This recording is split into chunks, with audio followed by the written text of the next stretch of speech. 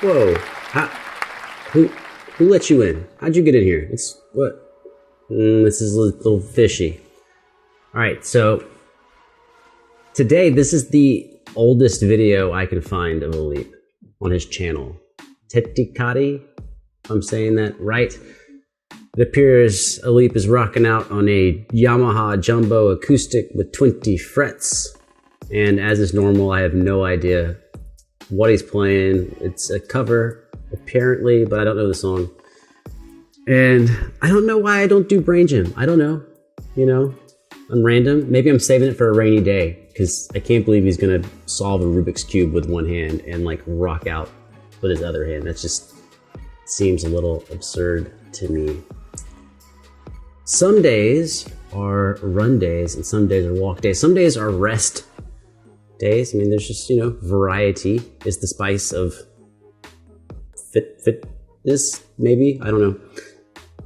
10 miles walking. In your language, 16 kilometers. That's according to the robot. I don't know if that's true, but that's what the robot tells me. Let's not make Alip wait any longer. I'm gonna click that button.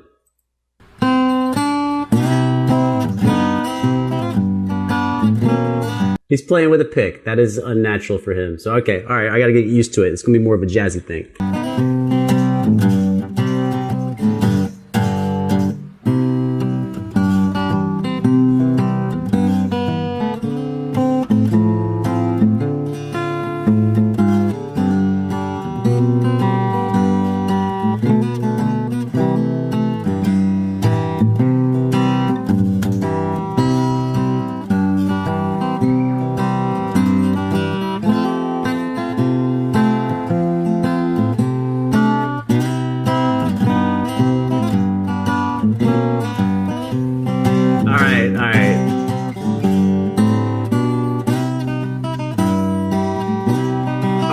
It's getting, he's about to put some awesome melody ornaments on there. Let's do what he's doing right there, though. This is almost like honky-tonk country meets, kind of, well, it's really, I was going to say kind of ragtimey, but it's really mostly just like a country thing. And I might as well copy him. Let's get a pick.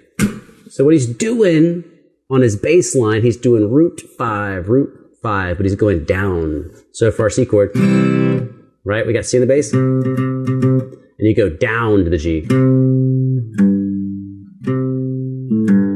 My tune? Yeah, so got.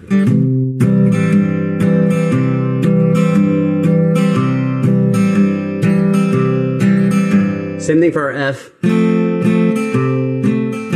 So our fifth is the C, you go down to the C. And I think he plays a C up here. And he has a walk up.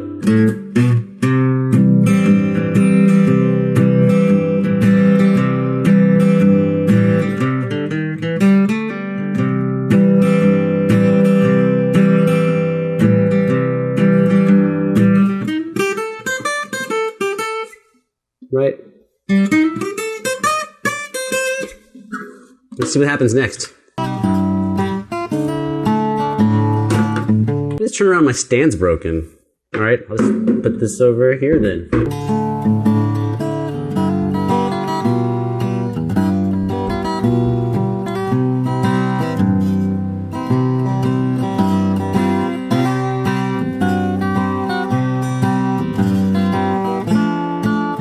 That's the F chord, right?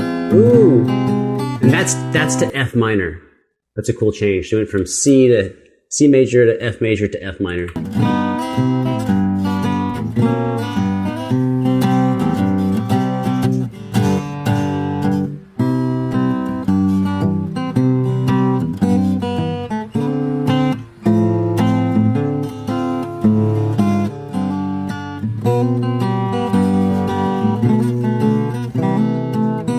What an awesome song, though.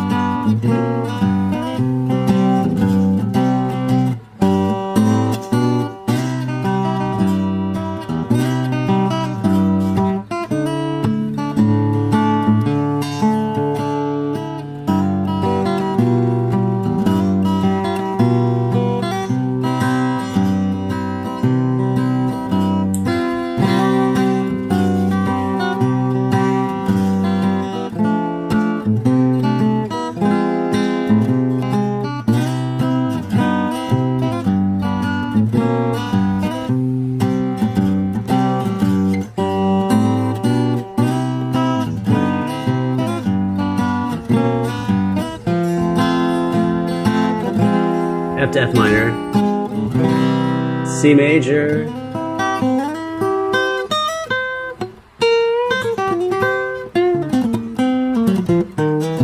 and then he used kind of a C minor blues at the end. I did not at all expect him to be playing that style in his first video. That's pretty awesome. I love that style. That anything you can like bob your head to, you know what I'm saying? With like little moving bass line. Oh, I can't put the strap on, it won't fit. So let's do some more of what he had in there. So we had the F minor. Again.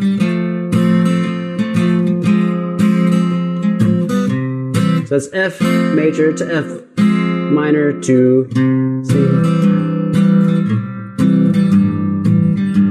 So what else do you do in there?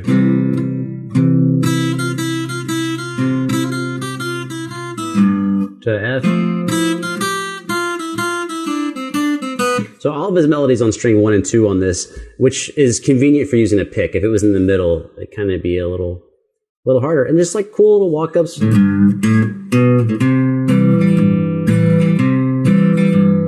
And that ending thing he did, he kind of did the thing that I goofed around with earlier, he kind of did that for the ending. I didn't know he was going to do that. But right, that's like a major blues.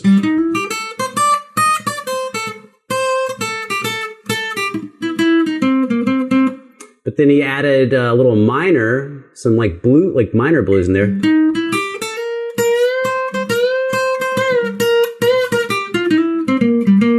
Back to major.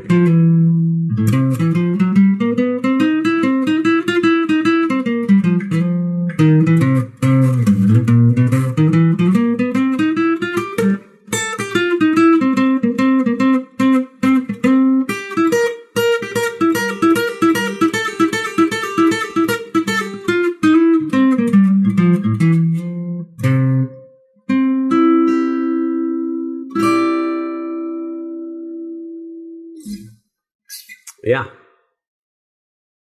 Very much a country meets ragtime thing, which kind of like makes sense because historically that all kind of comes out of the same bucket, which is country music coming out of ragtime in the 20s, 30s. You end up with country music also 20s, 30s, 40s, talking about decades, right? And then a decade or two later, it turns into rock and roll with Elvis Presley, and it kind of also goes off in another direction to blues. Your old school blues musicians like B.B. King. And then in the 70s, that turns into rock music and progressive music. And in the 80s, it turns into metal. And then in the 90s, it's alternative music and thrash music and stuff like that. But it all comes from the same key roots, which are these 3-chord, 4-chord songs. Like in this case, this piece is mostly C major, F major, and G major, with an occasional decorative chord thrown in there, like the F minor, and some walking bass lines. The real big difference between this and, say, ragtime would be the syncopation of the lines. But as far as the note choices, extremely similar in the actual content of the pitches, of the pitch classes. But how those pitches are put together in ragtime, do I even know a ragtime thing?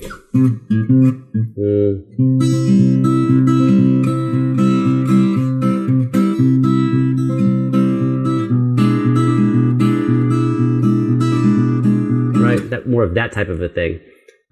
Which his is more subtle on this one.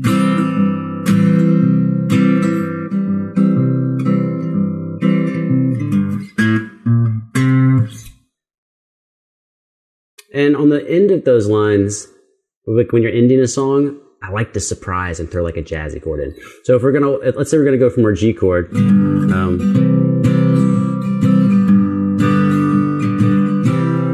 gonna end on that C major, or walk up to it. I think it's kind of fun sometimes to surprise people and throw like a weird chord on that C. So instead of doing a C major, right, you could do the easiest thing ever, which is a C7 dominant chord. So like,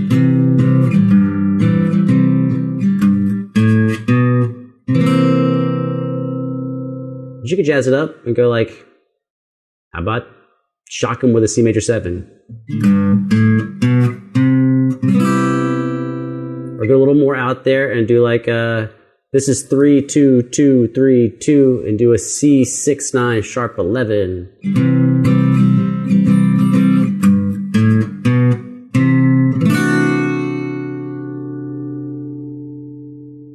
It's all still C major chords. All these fancy numbers are just decorations. They're like spices you can throw on the original chord. So like if you're making, using a C major or a C7 is like, I'm going to put some salt and pepper on that because that's all I've got. But if you've got some crazy spices laying around, you got some chilies, you got, I don't know, exotic spices. If I was better at cooking, I would know examples of exotic spices. But using like a C6 9 sharp 11 is really just saying, I got my C chord, but I also have these weird spices and flavors, and now I'm gonna pour that on there and catch your tongue off guard. Although in this case, your tongue is your ears, and it's also your expectations.